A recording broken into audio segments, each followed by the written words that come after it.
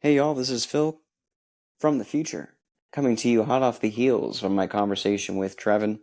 We have a great reflection period about what it means to deal with uncertainty.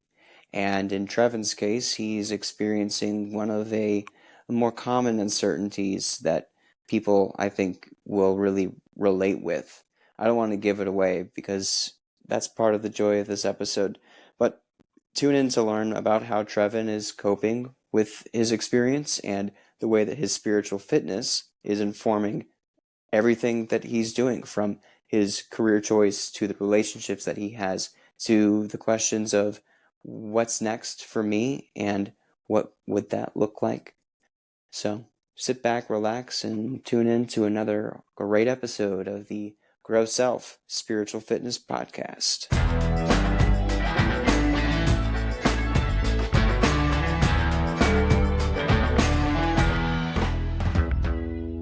Well, then, how about we just go straight to the heart of it, which is, who are you? My name is Trevin Smith. I'm a video journalist and documentary filmmaker based in New York City. How did we meet? You and I met at FASB, the Fellowship at Auschwitz for the Study of Professional Ethics, 2022, I believe. And you were in the seminary group. I was in the journalism group. And honestly, that fellowship changed my life. FASB is incredible people. And meeting all of you was amazing. And it's one of my favorite things I've done. I donate to FASB. I support FASB and its mission. I just feel like there's lots of good being done there all around in all directions. So that brought us together. We met there, and thankfully have stayed friends since then. Yeah, man, I cannot believe. I mean, it's only been 3 years. There's been a lifetime of things that have happened since then. And I gotta say the same thing. Like, special plug to FASB and anyone who's not heard about it, go check it out. It is an unbelievable fellowship opportunity. I actually, at my hospital where I'm working at, Trevin, I presented to the residents at the hospital, trying to convince them to apply. And the weirdest thing happened, which was I did not get the break the door down, foaming at the mouth reception that I was expecting. Yeah. There was a good amount of people who were like, all right, next. This doesn't sound interesting, or I don't care about this. That was a weird encounter for me. Have you ever had that happen? Yeah, sure. I think especially that feels more, I don't want to say insulting, but it's more of a letdown when it's something you're passionate about or something that means a lot to you, right? It's like, you should care about this too. Like, why aren't you at the same level I'm at? But that's just how people are. And, but good for you on trying to spread the word there. It's always good to help them grow, I think. And then the other thing that happened is that I was trying to help out with outreach, and part of FAST's mission is bringing all the voices to the table across a conversation, the spectrum of conservative to liberal, and the outs and the ends. And they don't have an issue. They don't have an issue getting the left side of things. But they were saying, especially in the seminary cohort, they have a hard time finding conservative voices. And I found out that when my attempt to reach out to the conservative seminaries that I do know, that there was a real closed door. Like, nope, we do not want to associate with these sorts of groups, and it's not a good fit for our student body. That was the verbatim response. Why do you think that is? That's a great question. The thought is that certainly within conservative religious groups, there's less of a flexibility and willing to cooperate with people who come from different backgrounds and different theologies. And so to cooperate with other groups like that would be a way of secondhand acknowledging and affirming some level of validity that they themselves, don't profess. And so it was like if it's a Christian thing, we'll consider it, and only if it's our Christian. But if it's an interfaith thing where you want us to be the Christians amongst other people, Right. it's not a good fit for us. Like, That bro. is that's fascinating, and an entire other podcast episode, I feel. Mm-hmm. Thinking about how there's certain, I mean, there's a healthiness level of spiritual fitness that comes from how you understand your meaning and your purpose and your community in life, but there are Yeah. also ways in which your spirituality can cause a lot of barriers to your access, and if your community is super closed and unwilling to accept other communities, what does that mean to your ability to be resilient? What would Ye- you say are your communities? Speaking of communities. right now, I first and foremost is, journalism has been my tribe for many years now, and especially having moved out here to the East Coast. Not just journalism, but like the video folks specifically, because we are our own little group, of course, in this larger ecosystem. And I think similar to Fastby, and you and I touched on this a bit on that when we first met. With like, it's nice to have a kinship with people. It's nice to have a group that can relate to the things you're going through. And that can be such an asset, especially in today's world where everything is very much digital. And I mean, I'm not even in a room with you right now. We're just talking through this platform. Like, it's impersonal, and it's really comforting to have that community, um, face to face, or a connection like that. And I think that's kind of it, because like one thing you and I have talked about the last few years is that I've really just dedicated myself to my work, for better or for worse. And I think one of the results of that kind of decision making is that your communities tend to decrease, and that's what's happened to me. Is work kind of becomes your life, and so forth. Mhm. Right. I am interested to hear about how that personal project and how that stuff is going. Not from like the details side of things, but really just understanding what it sort of takes in order to pursue a dream and take that, dare I say it, leap of faith. Mm. Yeah. We my fiance and I moved to the East Coast in 2021, right after COVID. I had gone to school here, and we wanted to move back, and that was our leap of faith. We had saved up in quarantine in California and moved here during Hurricane Ida. We had nothing. We ended up living in Jersey City, and it was, I had never seen the neighborhood. Like, we just removed ourselves from our world completely and took a chance on living out here, just for the kicks of it, just to learn, just to grow. And it was scary and terrifying and exhilarating all at the same time. And I think we've come out of it stronger people. But at the tail end of that trip, we got stuck in the hurricane, and we had to fly like 4 times in one day just to avoid it. It was like a 20-hour day of just flying on the move. And I got a text from an old editor of mine. I was unemployed, which was the scary part. We were moving, and I had no job, which I do not Jeez. recommend anyone doing. Right. And so we're in this plane, and we're about to land in Philadelphia, and I'm a little scared to fly, and this plane is rocking. It's storming rain outside. This plane is a mess. I'm freaking out. And as you get lower to the ground, you start to get cell reception again. And I get this text from my old editor, my old boss, and she's like, "Hey, um there's an opening on this team I'm joining at this new job. Do you need work?" And it was just like the perfect timing for that to happen. And I think about that moment a lot, and why that happened, and you ask yourself those questions. So I ended up taking that job for 4 years now. Jeez. Yeah, I would love to unpack a lot of more of this. Can we go back to like the beginning of this episode where you guys look at each other and say, "Let's move to the East Coast. Let's do it." Yeah, well, you got to really put yourself in the mind of a very intense California quarantine. I had graduated from Columbia at grad school out here, and flew back to California to be with my family during this time. Okay. And so I was out of New York, and we you could not go anywhere. There were curfews, like you were stir Right. crazy.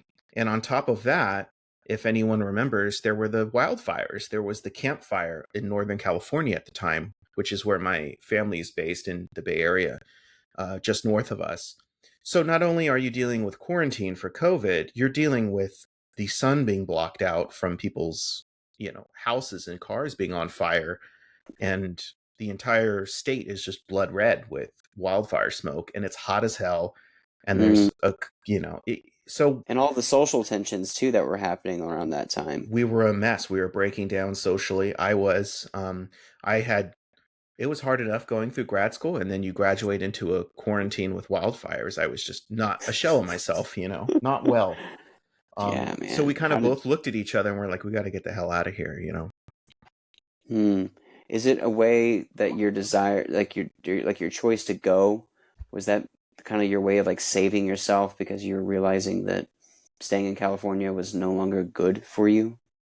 I don't know about saving, but it was kind of this like anywhere but here thing. And we had wanted to come back to New York after I graduated anyways, but obviously we had to wait it out for a bit. Um, and we had saved money. I had worked on that, and we had enough to do it. And we looked at the whole country of like different places to go, but we ended up settling on New York again, coming back to Hmm. it. And so instead of Brooklyn, we ended up in Jersey City, but the city's just as much of a part of our lives as Jersey at this point. Hmm. Yeah, so talk to me about like how did you cope with the stress of making that move and that decision? What kept you going and pursuing this goal despite the challenges that comes with moving across the country without a job? I think it was just a sense of like we needed to leave the cage, like just get out of the quarantine and the wildfires and everything that we had been surrounded with, and we just needed something new, and we needed to like meet new folks and all that. And it's not to say we're never going to go back, but it was more of this driving um ideal of like we need to grow somehow, and I think this could Hmm. be a chance for that to happen. Yeah, but the thing is, dude, is that not everybody makes that choice. No. Like that's like what's remarkable about what you've done. I know so many folks, and I'm sure you do too, who were in the same exact circumstances, and uh, they chose to either retreat, I should say, rather than advance into the challenge.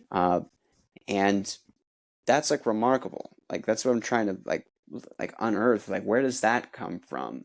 That desire of like, all right, you know what, this is tough, but it's gonna be worth it. I went to Columbia Journalism School for my master's right before this period, and it was one of the hardest 10 months of my life, just mentally, physically, everything. It's a very demanding curriculum, but I left it with one overarching lesson for the whole thing once I zoomed out. And that was when things are hard, when things are going poorly, or you feel bad, or you lose something, or whatever, it's okay to feel upset about it, but there's always an opportunity for something good to be made of it, or some good to be found of it in some form. And because life's always hard in that sense, right? And I don't mean in the nihilist sense of like, oh, everything's terrible, just get used to it. I mean in the sense of like, it's okay to be upset, but there is something there for you to use to grow. You just have to find it. Because I had gone to school with all these incredible people from all over the world who that was their mindset. That's how they got to Columbia. And I'm like, this is amazing. I need to implement this in my own life.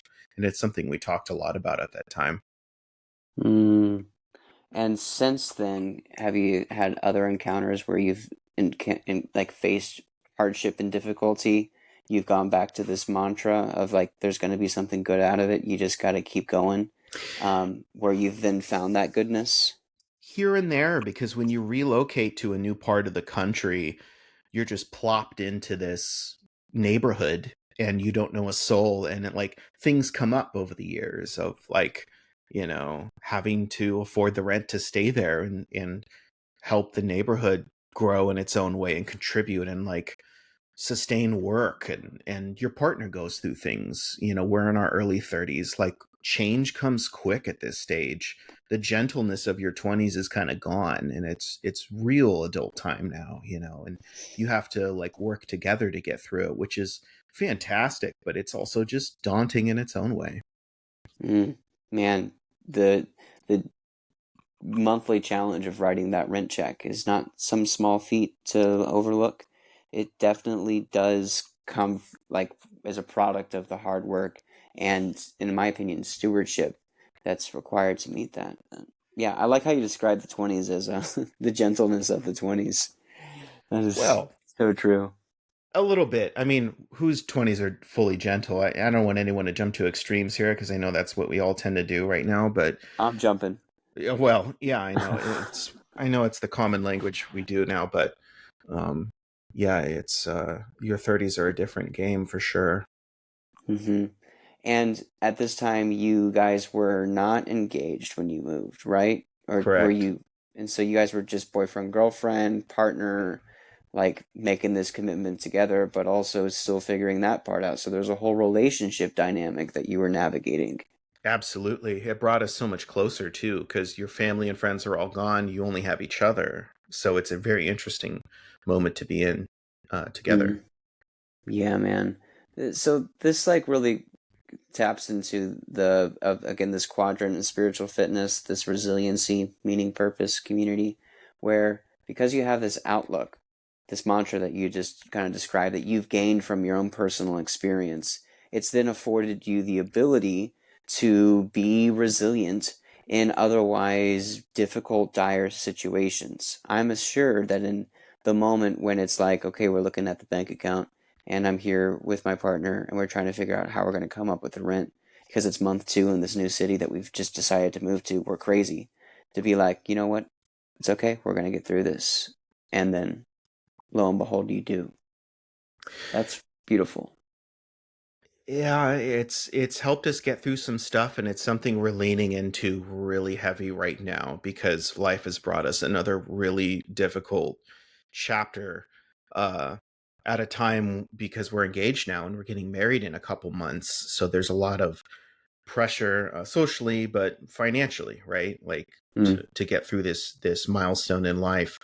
Um and we've been working towards this for years, just together, and saving and all that. And we've been engaged for a year and a half, and I've been working full time for 4 years now, and really just trying to save as much as I can for everything, for kids, for marriage, for a car, for just trying to implement greater financial stability for myself and my partner.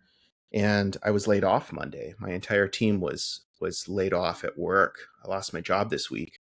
And so I'm now having to revisit these things that we were talking about, of like, what is the thing that I can take from this that will help me going forward, in the best way possible, even though those wounds are still so fresh. It's only a couple days removed from that.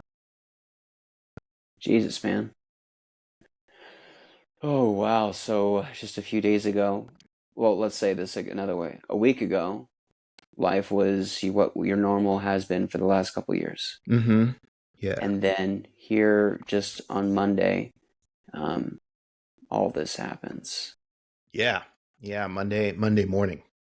Everything all your routine, everything you kind of thought you knew, kind of melts away, and there's like a new chapter all of a sudden forced on you. Mm, hmm What's it like to get laid off? It's happened to me a few times. I've never been fired, but I've always had like teams I've been on be discontinued or dissolved. It's heartbreaking, and this one especially, because we had years together. And when you work with people like that, you watch their like families grow, and you get to watch people get married, and their lives change, which I never thought I would enjoy as much in my professional life. But I love it when you get to work with people for a long time and watch those things happen.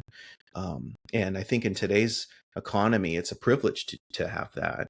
So one thing, we have a group chat now, naturally, since we were let go, and everyone's like, I just miss you guys, like, like, I Mm, just really miss you. And like, all we were doing was meeting a couple times a day and talking on Slack, but you were a part of my life for years. Like, where are you now?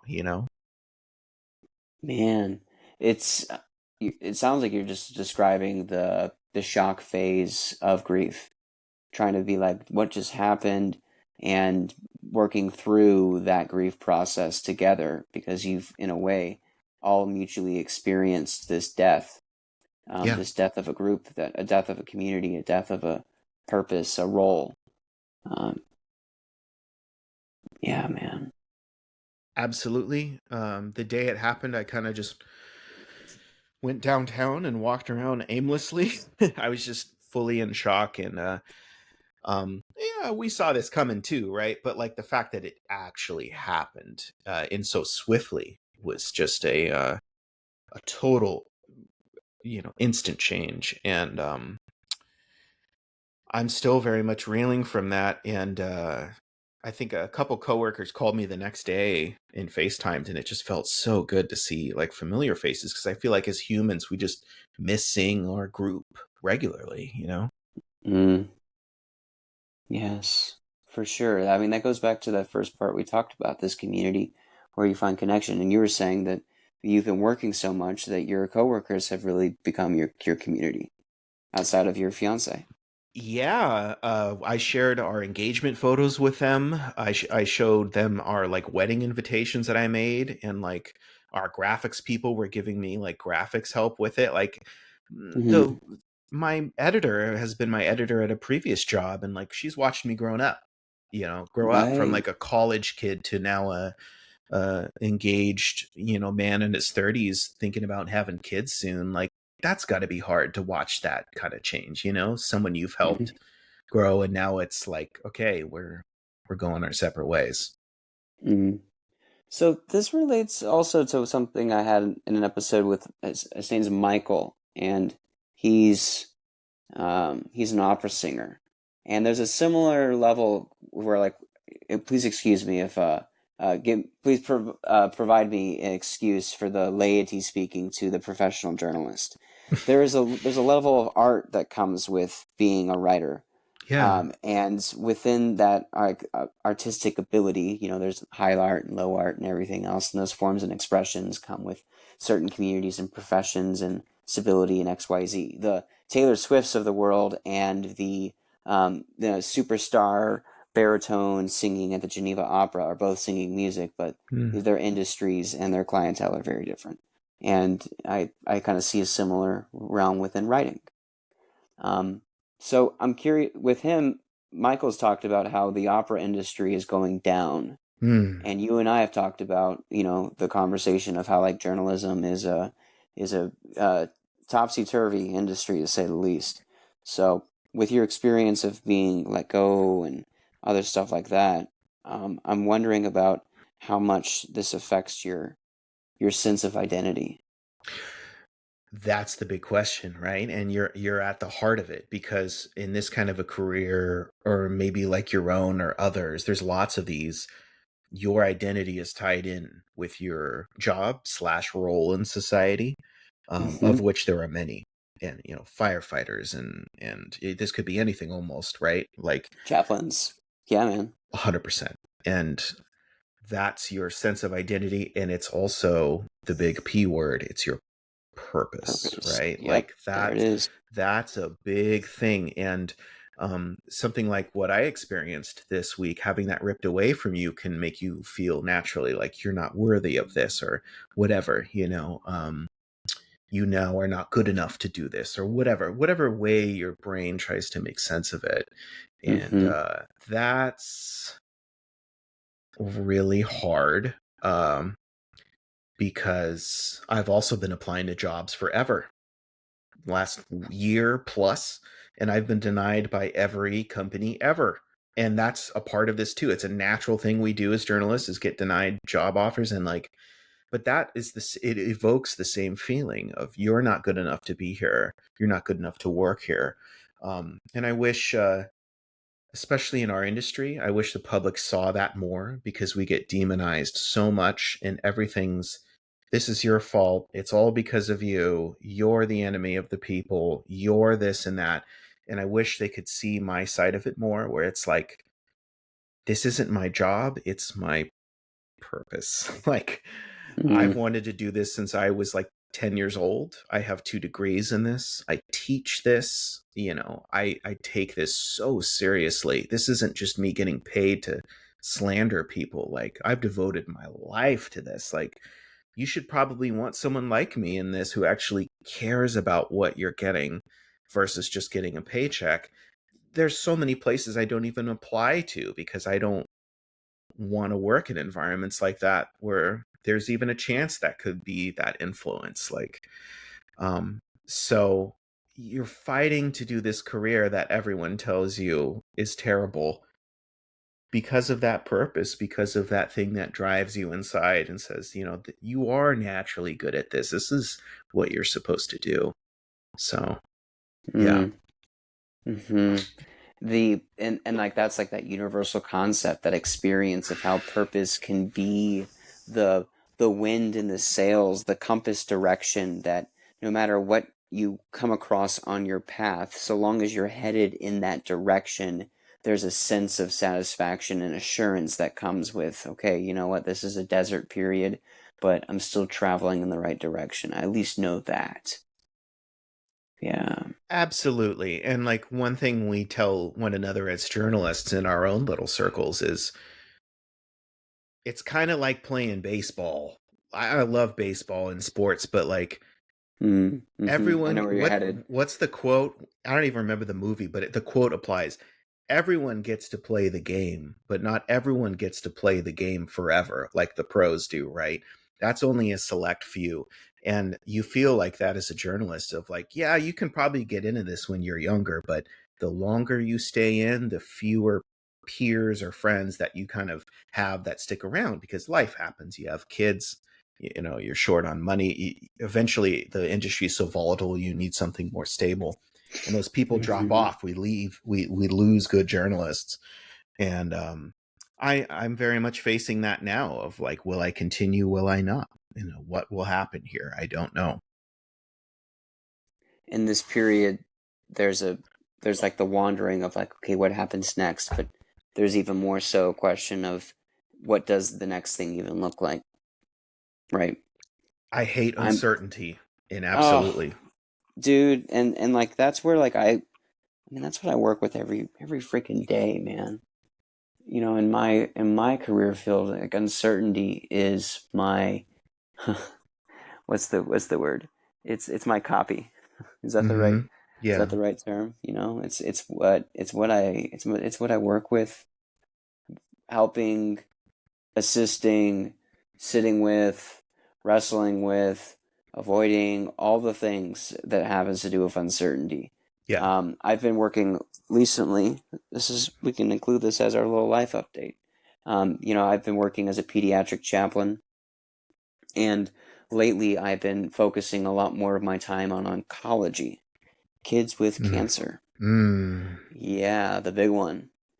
And that's because we've got residents who can cover other areas, and we've Yeah, got a resident here who can cover the ICUs fine. And it's a smaller hospital, so the ICUs typically don't require too much care, except like, oh no, my kid's got asthma, and we've got them intubated, which is scary to look at, but nothing to actually worry about. Um, Cancer, though, yeah, it's like, you know, yeah, we were fine, and then Sally started getting feverish, and then she wasn't eating much, and she was getting really sleepy. And we took her to the doctor a few times, and they didn't say there was anything wrong, and they tried giving her antibiotics, and she wouldn't get better, and we just like knew that something was wrong, so we took her back to our physician, and they said that we just need to go to the emergency room and ask for a blood test.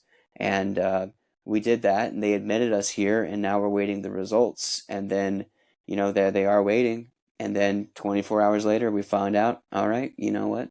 Sally, at 8 years old, has been diagnosed with leukemia. yeah, Uh, and here we go.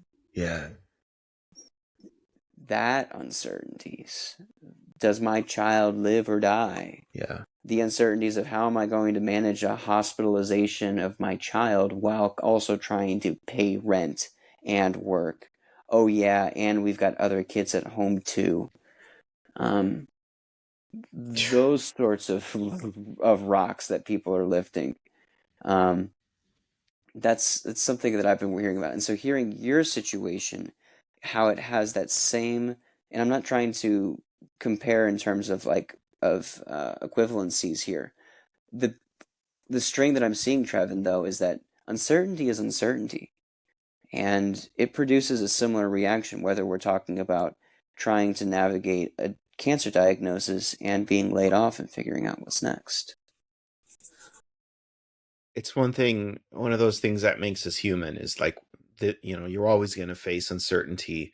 And I have really bad OCD, and I'm sure a whole cornucopia of other issues, but like, I That's why you're know, good at journalism. yeah, I know for sure I have this obsessive thing. And when I get like that, when I'm nervous with this, I have to tell myself, like, slow it down. Like, what do I have control over? And right now, it's getting up in the morning, applying to jobs, right? I went to the bank and opened an account today. Like, that's something I got to do that was at least kind of productive versus just playing Call of Duty all day, or, eating or just scrolling on your phone, right? Like, you got to just do something because you have control over that, and then take those baby steps to do more. And then also remember to be gentle with yourself too, and not push too hard, because I know guys like you and I do that a lot, and you just push yourself. That's how we've gotten to where we are, but that's not always Mm-hmm. always the answer. Yes, that's my thing too. Slow down and take bite-sized bites. Right. Yeah, it's like, okay, I want this, and why don't I have it right now? Where is it? Exactly. Uh, so with that, I mean, what's this been like on your partner? She is juggling her busy season at work right now, which is her, 13-hour days, 14-hour days, just insane.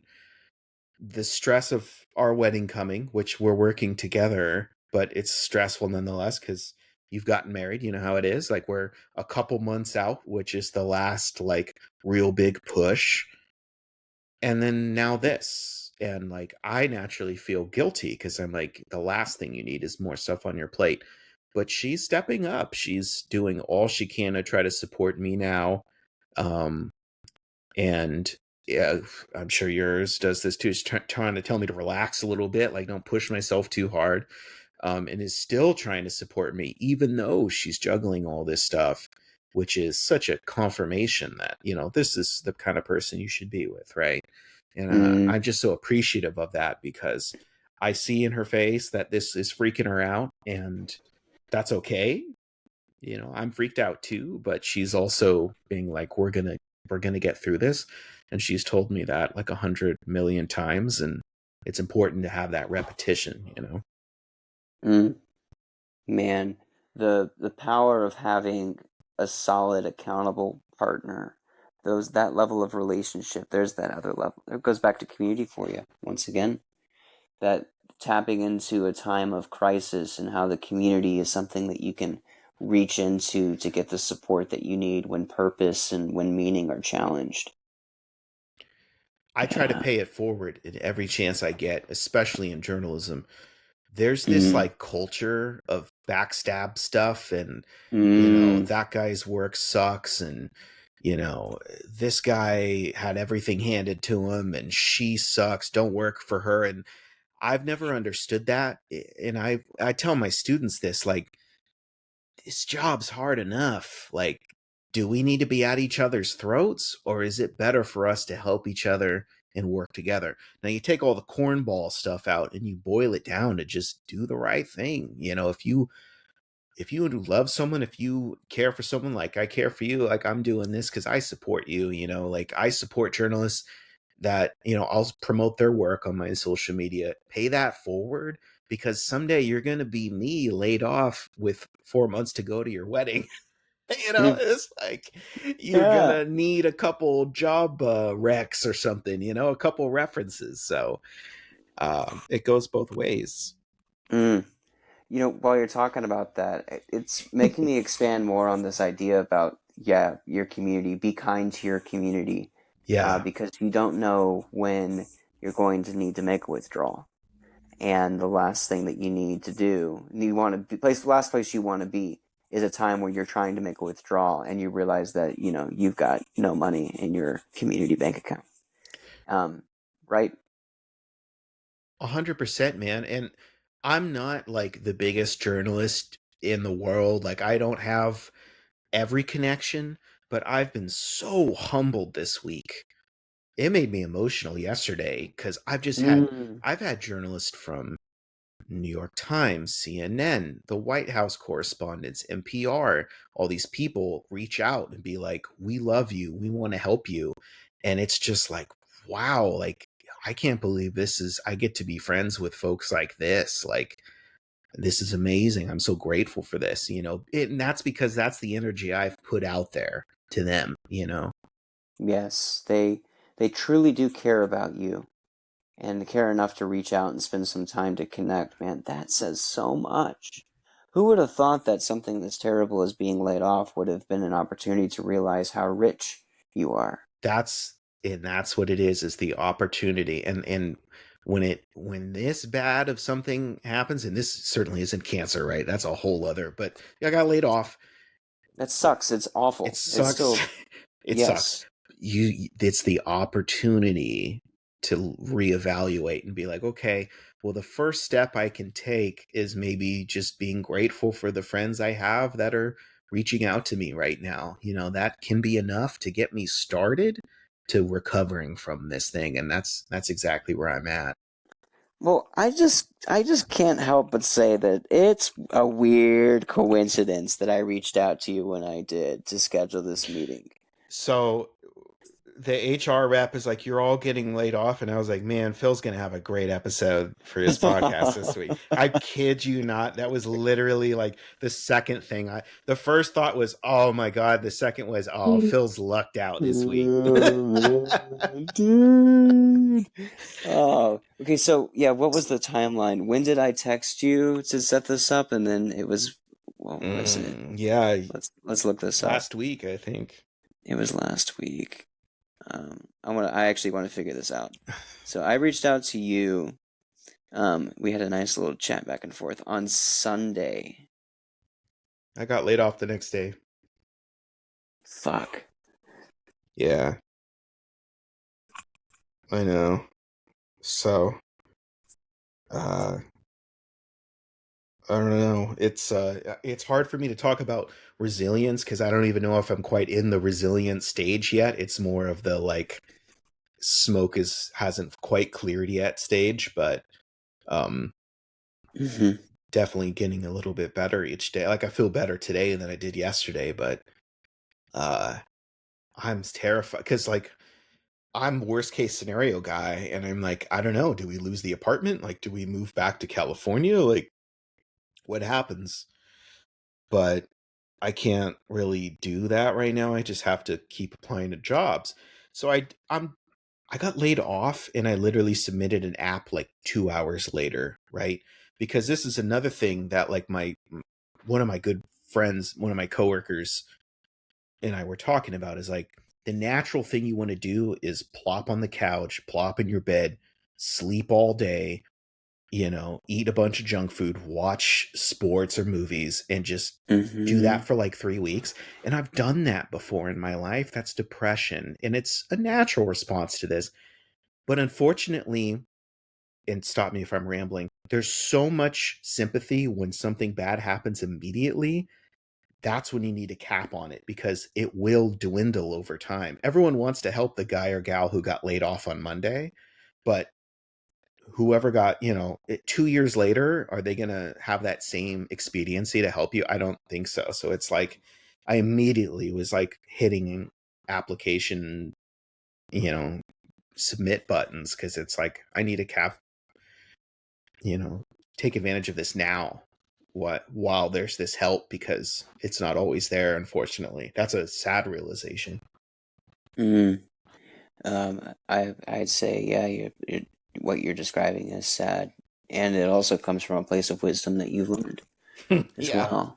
Yeah, I mean, hey, good for you for realizing that and doing something about it, recognizing that you had a crossroads ahead of you to choose one or the other, and you chose the literally like more sober-minded way of looking at this of like, okay, this sucks, but like we this is not the time to break down. We must push forward in order to make to reduce the collateral damage of this impact. And you know what happened? I got an interview for tomorrow morning. And it's my first interview in like a year. Mm, So even if I don't get that job, to me, I was like, this is the right thing to do. Like, this is whatever telling me you did the right thing. Like, you should keep pushing yourself to stay active and move forward instead of succumbing to the couch. yeah, man. And the couch does call, does she not? Yes. Yeah, Um, absolutely. talk about like anti-resiliency, the opposite of resiliency. Um, You mentioned earlier, though, that you said that phrase of like, well, I'm not too sure if I'm being resilient because it's right now just sort of like in the smoke. And I think that describing your situation as the grief process is an adequate way. Would you agree with that? Is that okay? Agree with what? Like, if, With describing it in the grief process? oh, yeah, where I'm at right now, for sure. Yeah. For So sure. with like within that, was I think it was I don't know if I'm this episode. This episode is going to release after the episode that's coming out, but it's not out right now. Yeah. Because I'm blessed to say that I'm ahead of schedule. So I've Good. got like 3 or 4 episodes in the chamber.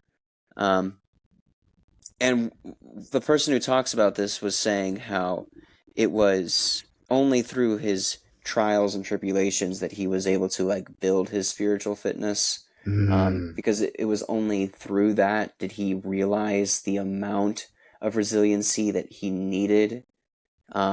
It brought up this whole like analogy of like it's really difficult to be like proactive for something that you don't know to how to anticipate how you would react, such as let's go back to the cancer diagnosis, right? yeah.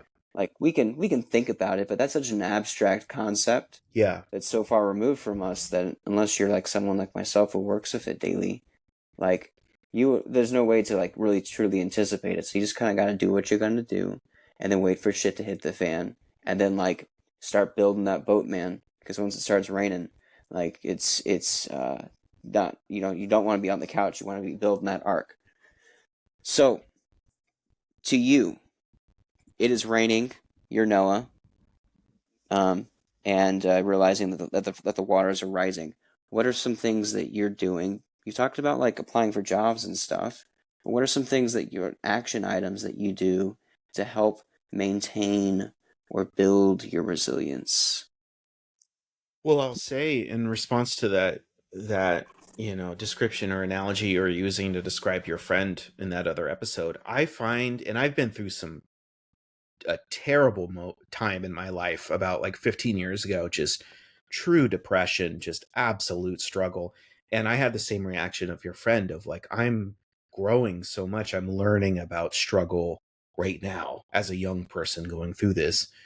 But I also find that that's very common for us humans to do. And then once things are better, we go, screw all that. Times are great now, and like they throw all those lessons away of that time you shaved your head and you were running up hills and you were just a monster meditating 3 hours a day, going through all this crazy stuff.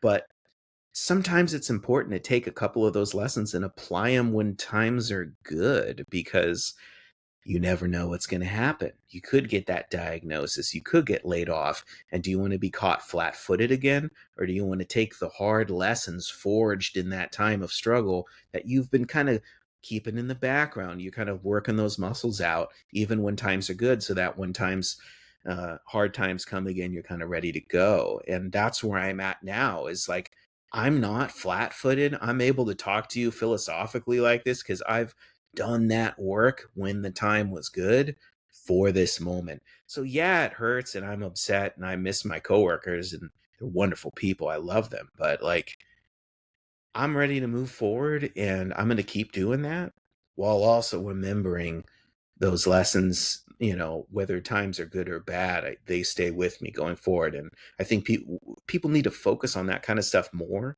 because everything's so immediate these days. It's what can you do for me now every 2 seconds.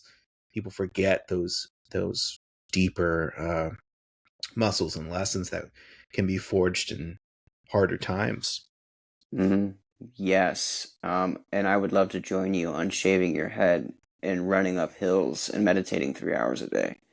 Dude, That's I was an animal. It was like a 2 year period. I uh-huh. the eclipse of that, I ran 10 miles in one day, and I was in a meditation group and meditated for like 3 hours after, and then like worked out more. I was just an absolute mess. But like I was also learning about myself and grief and like patience and how my mind works, right? Like all these things that I kind of look back now and I'm like, I'm kind of grateful I had that space to do that instead of just drinking or getting in fights or whatever. I actually got to work through it. And now I kind of feel like a better person for it and a better partner for my fiance for it. Future wife. You almost said wife. I try it on every now and then, but Oh yeah, it yeah. almost slipped out. I heard it. I'm listening. Yeah. Yeah. Yeah, man, that is. I mean, I really relate with that experience, and you continue to add another strike in the box of like the challenges in life are not just these pure bad, terrible things. There's a lot of, you know, I don't know how to describe it. There's just so much learning that can happen through tragedy that almost, what is it, human nature, that is just the human condition. We learn the most from tragedy. Um, Mm. like I learned not to touch the stove, not because my mother told me not Yeah. to, but because I touched it. Right. That there's a big boy word for that. Learning by sight versus learning through experience. Do you know the words? This is totally not necessary, but I'm trying to remember it.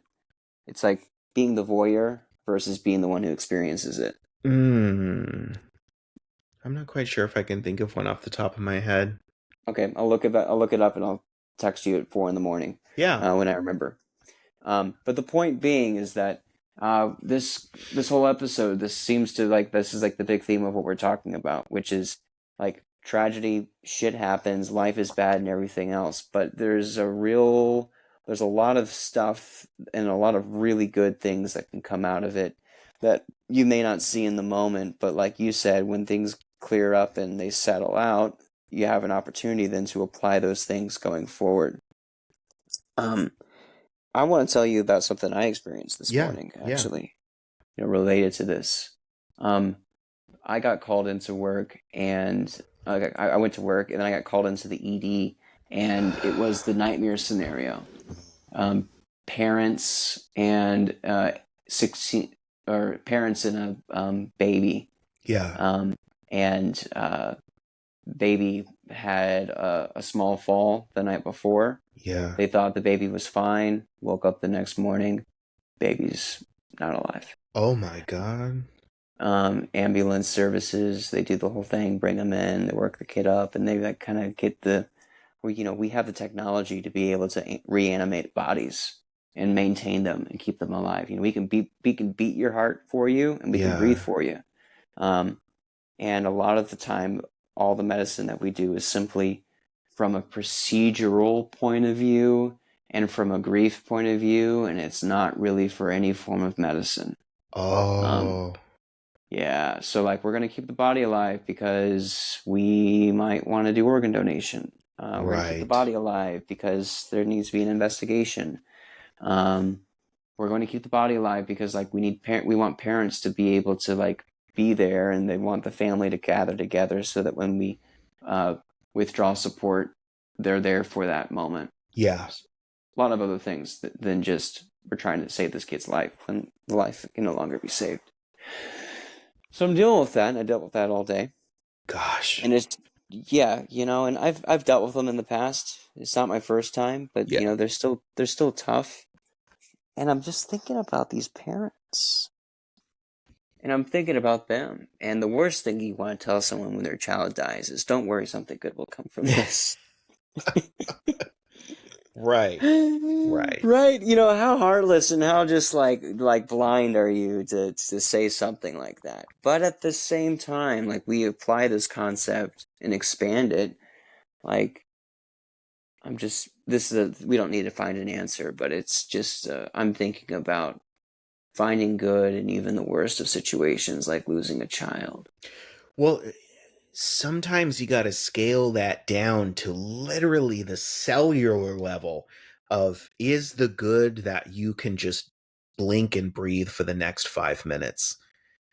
Like, is that good enough? I think so. And that's an accomplishment.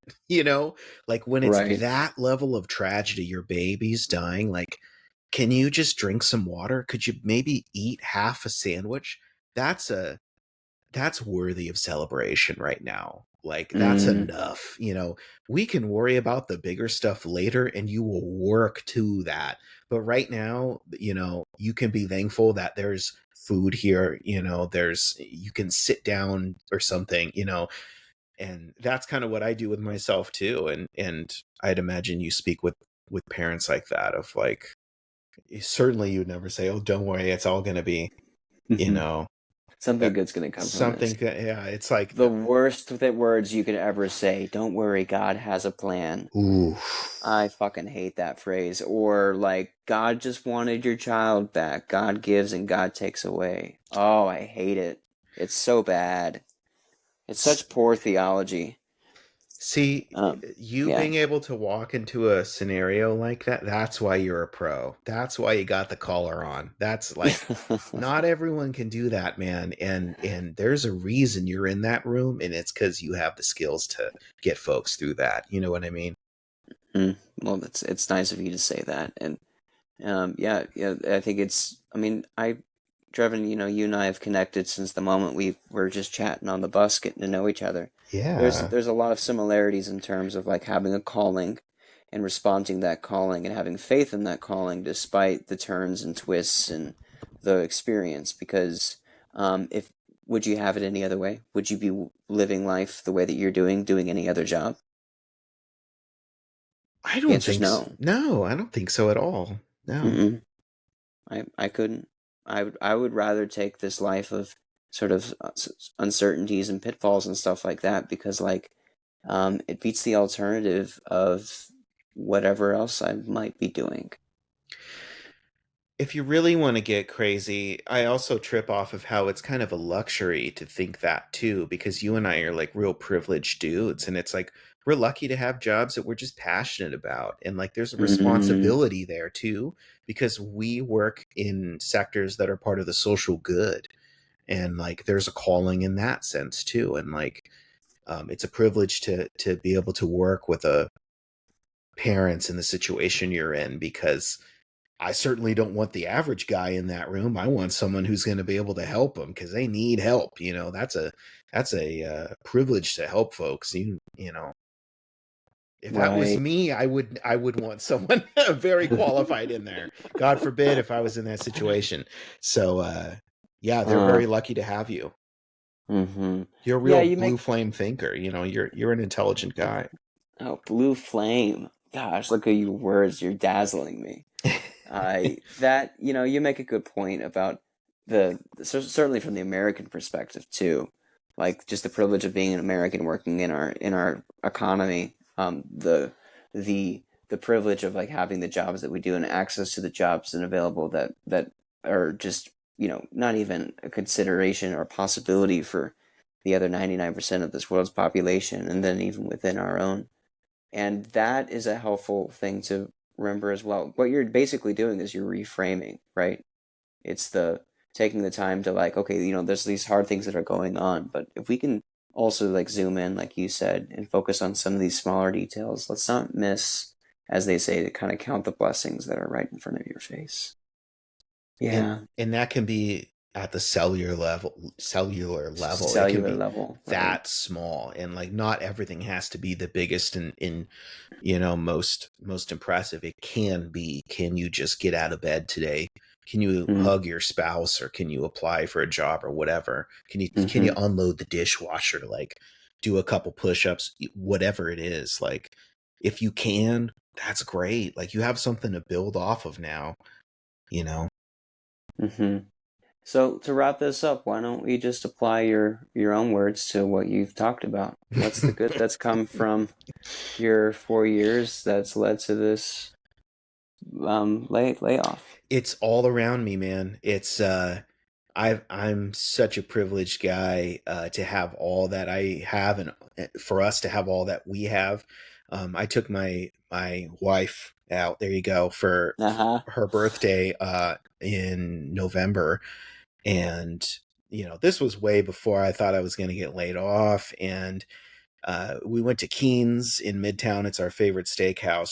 She enjoys going there, and Woo, a New York steakhouse. I know yeah, that's like $7 figures right there. it's a lot of money. We're dropping the big bucks, right? So like we got our drinks, we got martinis and stuff, and she's got her martini, and we're all dressed up. She's got her dress on, she's got her hair up, and she's got her engagement ring on. I got my stuff. We both look great, and I'm just like, man, I am the luckiest man in this great city, in this nation, on this earth right now. Like, how is this my life, and a lot of it's because Mm, of the last couple years of the work we've done. And I was just like, I wouldn't change a thing about this. I feel so lucky to have all of this right now. And I think about that all the time when times are tough. Like, we have so much to be thankful for here. And I'm marrying someone who I know, even if the worst happened, she would still be working to bring the best out in me. And she does every day. she certainly does, and y'all make a good couple, and I have no doubt that whatever the future holds for you, that it will be bright. Trevin, Thank you. final words of advice that you'd offer to anyone who might be going through what you're going through.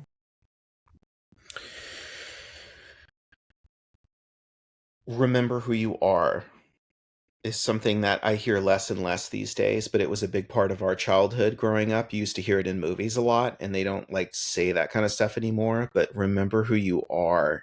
You're a great person. You're a hard worker. People love you. You're talented. You have a lot to offer the world. Most people are those things, and there's a very high chance that's you, whoever's listening. Remember who you are. If you're going through grief, if you're going through rage or confusion, it's okay, but remember who you are at the center.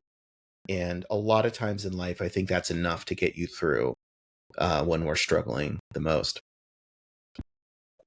Trevin, thanks so much for your time, and for all those who are listening. I hope you enjoyed this great episode, and tune in next week for another time at the Spiritual Fitness Grow Self podcast. Peace.